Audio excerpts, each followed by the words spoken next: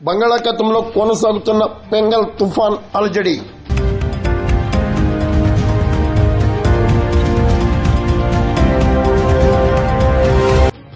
నైరుతి బంగాళాఖాతంలో ఏర్పడిన అల్పపీడనం తీవ్ర తుఫాన్గా మారింది.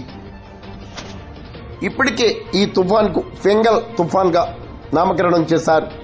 ఈ నెల 30న కారైకల్ మహాబలిపురం మధ్య తీరం దాటే అవకాశం ఉందని భారత వాతావరణ శాఖ అధికారులు వివరించారు. ఈ తుఫాన్ ప్రస్తుతం ట్రింకోమలికి 110 కిలోమీటర్లు, నాగపట్నంకి 310 కిలోమీటర్లు, పుదుచ్చేరికి 410 కిలోమీటర్ల దూరంలో కొనసాగుతుంది. రాగల 12 గంటల్లో ఇది మరింత ఉధృతంగా మారే అవకాశం ఉందని అమరావతి వాతావరణ శాఖ అధికారులు, భారత వాతావరణ శాఖ అధికారులు గుర్తించారు. దీని ప్రభావంతో ఒక మోస్తరు నుండి భారీ వర్షాలు కురిసే అవకాశం కూడా ఉందని అధికారులు హెచ్చరించారు.